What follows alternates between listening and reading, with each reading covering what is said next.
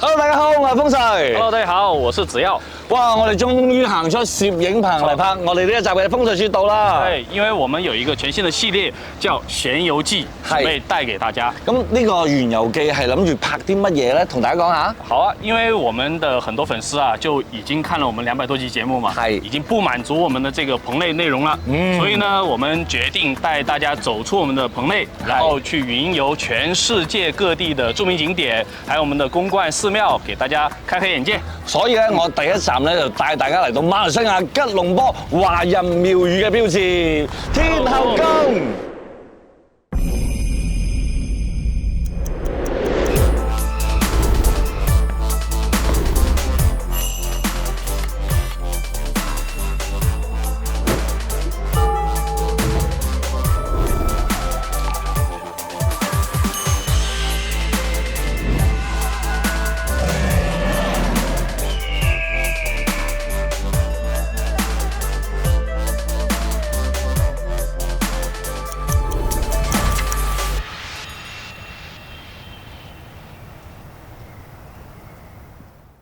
哇！睇完呢個天后宮咧，翻嚟我哋風水雪道啦。沒錯，那其實師兄啊，我剛來馬來西亞的時候呢，我看到了很漂亮的清真寺。我以為它是一個很純粹的伊斯蘭教的國家，沒想到在這片土地上面還有這麼精美的這個天后宮的宮觀，真的是華人的文化得到了生根發芽和發展。其實我哋身後嘅呢個天后宮咧，與其話佢係一個華人嘅廟宇咧，其實可以話佢係華人嚟到南洋或者話嚟到馬來西亞嘅一個紮根喺度嘅歷史嚟嘅。因為呢度咧其實成百年歷史㗎啦。喺1890年咧，即係鴉片戰爭之後咧，你知道好多嘅華人咧就下咗南洋嘅。原先呢個宮觀咧，佢係附屬喺個海南會館隔離嘅。因為你知海南人下南洋嘅人好多啦，隨住人越嚟越多咧，原先嘅天后宮咧唔係咁大嘅。去到咗1975年嘅時候咧，哇咁多華人嚟拜拜，廟唔夠大啦，咁我申請咗擴建。咁啊，依家身後呢個樣咧，其實就喺我哋嘅1987年落成到咁大嘅，到咗1989年嘅時候咧，佢舉行咗一個100年嘅慶典啦。咁啊，我哋後邊嘅廟宇咧，佢其實一磚一瓦，唔單止象徵住我哋華人嘅一個廟宇，其實仲代表咗我哋嘅信仰啦、華人嘅奮鬥啦、傳承啦、團結，佢亦係一個我哋文化嘅象徵嚟嘅。沒錯，哇！聽到師兄這麼精彩的介紹，事不宜遲，讓我們的觀眾跟上我們的鏡頭，我們一起去參觀天后宮吧。好 ，Let's go！哎，師兄啊，我們一路走上來，我發現這裡的這個建築風格很有特色哦，能不能跟大家去講一講，到底有什麼樣的玄機呢？嚟，我帶你睇睇啊！你識啲嘢，我同你講，望一望呢個天花咧，嗱啲龍啊、鳳啊，你見到以為係好普通嘅，其實咧呢啲係極具海南風格嘅。我哋見到好多嘅國內啲廟啦，其實冇咁多龍啊、鳳啊嘅飛嚟飛去嘅。呢啲咧就係海南嘅建築嘅屋檐特色。跟住咧，另外咧，嗱呢度你睇下有彩梁啦、斗拱啦、琉璃瓦啦，呢樣咧又係北方嘅宮廷特色嚟喎。哦，即係相當於北方和南方嘅一個交融。係啦，因為咧嗱，原先華人落南洋之後咧，佢希望有啲對祖國嘅思念啦，將呢啲南北嘅交融文化咧寄託喺呢個廟宇同埋建築上面。咁啊，我覺得咧呢一個宮觀咧有啲叫做華人落南洋嘅建築教科書嘅一種感覺喺度嘅。哇，師兄你這麼一講，我確實又開了見識了。係啊，那我們更期待裡面主殿了，我們走吧。入去睇睇。好。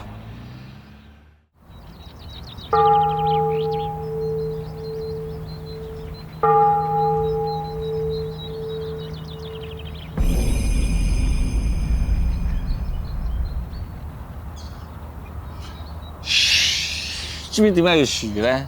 我覺得應該有重要的事情要講。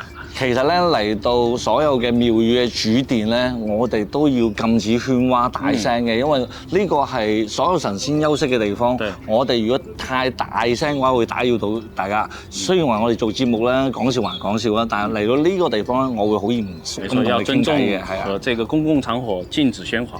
係嘅。OK，那師兄啊，我在走上來的時候呢，看到我們的主殿啊，有3個主要的神明。那師兄能不能給大家講一講它的歷史和故事呢？咁啊，只要你認真睇睇，係唔係淨係得3位神仙？我發現還有門口的2個門神，還有我們的8仙。咁其實除咗呢幾位咧，仲有其他我哋睇唔到嘅，唔緊要。去到任何嘅宮觀咧，我相信大家都係以主神為主嘅。咁我就帶你去參觀下呢3位先。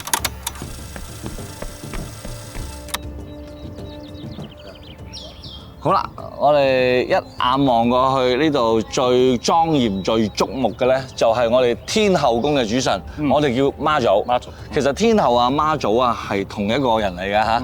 咁咧喺沿海地區，我哋講拜得最多嘅神仙，就一定係離唔開媽祖噶啦，因為佢咧係幫我哋去即係叫做祈福啦、風調雨順啦、平安災救難啦，尤其係出海從事嘅人咧，原先咧唔知道我哋嘅天氣係點啊，為咗可以更加好咁去捕獲到啲漁業嘅嘢咧，佢哋可能會冒險啦。咁啊，但係媽祖嘅呢個照顧之下啦，幫到即係沿海地區嘅人去揾食啊，去捕魚啊，有好多嘅順利同埋好多嘅一啲叫做平安啊、平安嘅收穫啦，豐收啊，冇錯。咁所以咧，媽祖咧就喺古代開始啦，其實就慢慢即係叫做宋朝啊、元朝啊、明朝啊、清朝啊，就好多皇帝覺得佢好重要，開始冊封啦，係唯一一個叫做女性嘅一個神仙咧，係冊封咗36次嘅，而且是有真實的這個人物的。冇錯，因為佢係嚟自於我哋嘅福建，但係咧由於佢嘅能量好大啦，幫到好多出海嘅人啦，所以基本上所有沿海地區嘅人民咧都會拜我哋嘅媽祖嘅。你見到我哋其實唔單止係咩福建啊、潮汕啦，你去到香港啊、澳門啊，或者有海有華人嘅地方都會拜佢。佢一開始咧係叫夫人嘅啫。跟住後尾咧叫做太妃，係然之後咧，再叫天后，係啊，加封，冇就不斷咁加封，佢再去到即係去到大聖啊，去到再強啲嘅，咁啊，我覺得佢如果要記佢名咧，我都記唔到，因為一共有64個字嘅。哇，這麼厲害！所有嘅神仙咧，我同你講，名越長，其實就越高，因為係佢不斷要俾無數嘅皇帝去賜封佢啊嘛，係啦，賜封佢嘅時候咧就會每一次加幾個字，所以咧呢個天后宮咧嚟到咗我哋嘅南洋啦、吉隆坡啦，佢亦都係會有我哋所有下南洋嘅華人可以更加順利咁去離開自己本土去發展嘅。哇，師兄啊，聽到了你對天后娘娘的這樣的一個介紹呢，突然讓我想起了一首歌，係天后，咁你都係噶啦。其實呢首歌咧，我平時去 KTV 都成日唱嘅。嗱，呢首歌咧喺香港咧叫做面具，但係咧佢原唱咧喺本地叫天后嘅。一齊好嘛？好啊。我嫉妒你的愛氣勢如虹，像歌聲。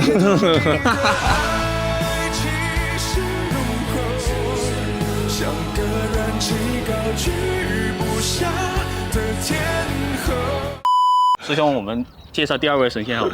好，唔好意思啊，真係唱唔晒啊，唔好意思。對，因為我平時要睇。我們去 KTV 再唱。好啦，走啦咁就。好，我哋繼續嚟到呢度。知唔知點解咧？我哋介紹個神像嘅時候咧，我哋要向住左邊行先咧？因為左手為尊。哎呀，你又知？又先做了功課。OK。係其實咧係所有入到廟去拜咧，我哋都見到咧，好多時候係3尊神嘅。冇錯。嗱。咩叫左手為尊、左手為大咧？唔係我哋自己面對神像嘅左手，係譬如媽祖喺呢度，媽祖嘅左為大，係啦。所以所有拜神或者裝香咧，一陣間我哋有個特別嘉賓嚟同大家教，神秘嘉賓係啦，點樣去裝香嘅，都係先裝中間嗰支，然之後係我哋右手嗰支神仙嘅左邊嗰支，再到係啦左手嗰邊，冇錯啦。所以大家以後拜神就記得中間、右邊、左邊咁樣去拜啦。冇錯。而係神仙嘅中間、左邊、右邊。好啦，咁啊科普完之後啦，咁啊就到咗我哋身後呢一位大神，我相信大家都會知道佢個名嘅。咁咧喺民間嚟講咧，佢就叫做觀音娘娘，叫做觀音大士。咁呢度咧亦都係好明確咁寫咗佢個名叫觀音。咁啊，但係咧，如果喺原本嘅中華傳統文化裏邊咧，佢個名咧就唔係叫做觀音嘅，因為好似如果係拜天后嘅即係公館啦，其實我哋嚟講叫做係道教嘅，咁咧係冇，你又搶我詞，又搶我詞，冇錯啦。佢啊，觀音大士原先喺道教個名咧叫做慈航真人，叫做圓通自在天尊。咁我哋都太熟悉佢啦，因為只要人有難嘅時候，虔心虔誠咁樣去拜我哋嘅觀音大士，佢會護佑我哋啦，保護我哋啦，同埋俾我哋好多嘅一啲力量啦。你嘅誠心，佢就可以有感應，佢就可以護持到你。所以你話咩大神係最通用嘅，咩大神係最受歡迎嘅？我相信喺佛道裏邊就係觀音慈航真人。慈航真人。好，那感謝師兄的介紹。那還有我們的第三尊神像，係啦，呢個好特別，呢個真係好特別，係。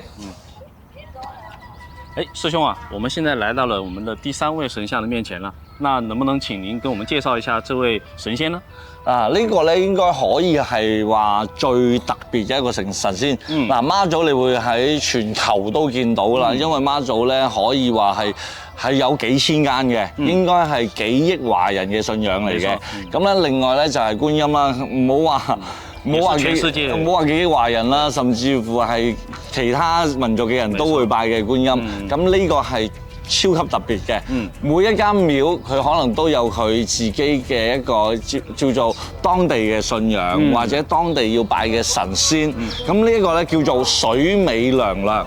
咁呢個咧係只有海南先有嘅神仙，就海南地區嘅特色。係啦，因為咧媽祖咧係大家一開始去拜嘅，咁咧拜完啦，我哋咁大嘅大神，就好似普通話縣官不如縣管，係啊，你再大嘅官都不如你而家管住我嘅人。跟住咧喺海南咧有條村叫做水尾村，咁喺嗰邊咧以前啲人去出海捕魚嘅時候啦，好多嘅風啊浪啊，跟住咧佢哋就去到祈求佢哋嘅一啲即係船啊可以更加好、更加平安。然之後咧有個漁民出去嘅時候咧，就對佢呢個船上嘅木頭去拜，如果你可以幫我去護持到呢次風浪無事嘅話咧，以後我會好好咁樣去尊敬你。然之後佢又一開始水尾娘娘咧個神仙嘅化身咧係佢船裏邊嘅一個木頭嚟嘅。哦，就相當於一位漁民出海了以後，就是水尾娘娘保佑了他嘛，然後他就把這個信仰傳承下來了，將呢個木頭就雕刻成水尾娘娘，然之後咧就將呢個水尾娘娘咧就延續落去，跟住成為咗所有海南嘅人民出海嘅一個拜媽祖係拜大神，拜我依家嘅即係管住我嘅咧就拜水尾娘娘啦。所以咧呢個水尾娘娘咧只會喺瓊州會館啦，即係喺海南人民裏邊出現啦。咁當然啦，慢慢嘅發展都好啦，好似以前啦，大家淨係拜關羽啊，但係變咗所有人都拜啊，因為佢嘅靈力、佢嘅影響力越嚟越大。只要你係喺海上面做生意啊，或者你靠海邊揾食啊，又或者好似喺吉隆坡啊比較靠近海嘅地方啊，你如果喺度工作做生意或者尋求平安，都可以拜我哋嘅水尾娘娘。好啊，非常感謝師兄對於我們三位神仙的一個介紹。那麼我們既然來到了天後宮呢，大家都很想知道如何正確的去禮拜神明啦，去祈求平安、健康和幸福，能不能跟大家講一講呢？梗係可以啦，嗱，大家應該見到啦，我身後咧除咗有華人之外咧，仲有好多嘅外國人都會嚟到呢度嘅。呢個可以講係全世界人民嘅一種信仰嚟嘅。咁咧今日咧就好特別啦，我有請咗我哋馬來西亞嘅好朋友 Ivan。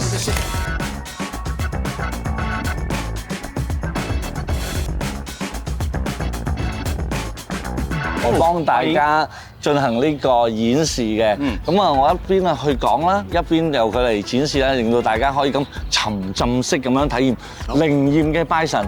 咁咧我想同大家講咧，嗱，好多人嘅呢個拜神咧就好似叫做民間咁樣，你話覺得點解唔靈驗咧？因為佢哋就係咁樣拜拜跪就裝香啦，呢個就係我哋叫做民間最簡單嘅一個拜法。咁但係如果喺道教裏邊咧，對神明嘅一個叫做景仰嘅話咧，我哋一般嚟講要行一個大禮，叫做三跪九拜禮嘅。跪九拜。好，首先第一個點咧，要將身上嘅雜物咧交俾你身邊嘅人或者擺低先。好啦，我而家沒收佢啲嘢先。然之後咧就開始攞香啦。係啦，攞出3支香之後，第3步就係點着個香。嗱，左手為大，一定係左手裝香先係啱㗎。啊，呢個係標準嘅裝香方法啦。同埋咧，香裝起嚟之後，呢啲火咧係唔可以用嘴嘅，一定用手，係啦，用手潑熄佢。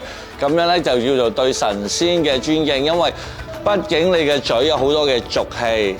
好，我哋就行到嚟呢個拜拜嘅地方啦。嗱，真正嘅拜拜咧係行3跪9拜嘅。我哋首先支香咧去拜咧係唔可以太高嘅。嗱，上不過佢嘅眉，下不過佢嘅肚臍，企喺度開始，記住3拜，1拜再拜3拜。好，然之後我哋跪啦，跪低再3拜，1拜。再拜3拜，係。再企起身，拜，咁好啦，呢個就叫做9拜啦。然之後咧，我哋就去裝香啦。裝香都好講究喎，都係由左手開始裝嘅喎。啊，咁啊，第一支咧就插喺中間，敬我哋中間嘅大神嘅。咁咧，第2支咧就插喺右邊。係啦，敬神嘅左邊嘅大神。第3支咧就插喺我哋嘅左手邊嘅，咁咧就敬我哋嘅3位大神。最後再拜一拜，感謝神明將我哋嘅願望傳達上去9天。好，咁咧就係完整嘅一次拜拜啦。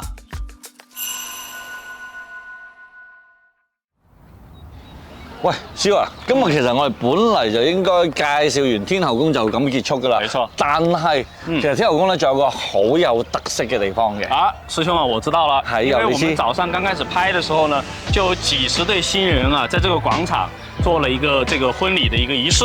係啦，冇錯啦。其實咧，我話俾你知，大家呢個天后宮咧，除咗係拜拜媽祖之外咧，好多人咧嚟到呢度啊，其實係要我哋嘅月老見證佢嘅愛情嘅。由於好多人咧見到基督教啊、天主教啊嘅結婚咧喺教堂度喎，咁我哋有冇啲文化可以融入下咧？咁我哋呢度馬來西亞吉隆坡人咧就突發奇想啦，咁啊人哋喺教堂，我哋可唔可以喺宮觀咧？其實係 OK 嘅喎。文化嘅傳承。冇錯啦，每一個月咧都會安排一次嘅呢個叫做新人嘅喺月老見證下嘅係集體婚禮。咁我哋今日咧就非常之有幸啦，亦都喺呢度見證咗幾廿對嘅新人嘅。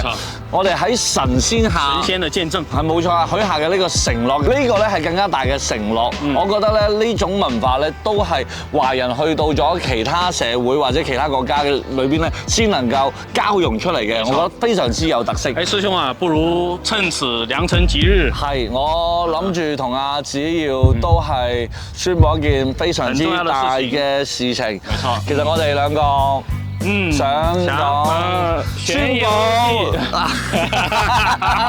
係我哋兩個想宣佈《傳遊記》第1集成功，耶！哇！我點會同呢個龍陽之好嘅子耀喺埋一齊咧？冇錯啦。咁啊，唔知大家覺得我哋《傳遊記》嘅第1集點樣咧？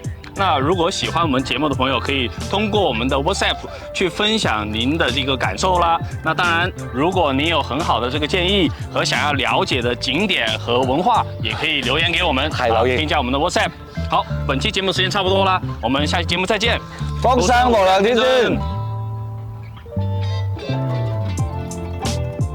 我們想帶上我們的觀眾，跟我們的鏡頭一起去參觀我們的天后宮。好 ，Let's go， 跟住 Let's go。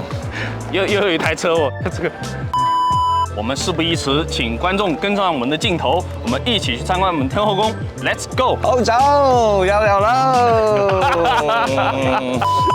讓我們的觀眾跟上我們的鏡頭，我們一起去參觀天後宮吧。好 ，Let's go！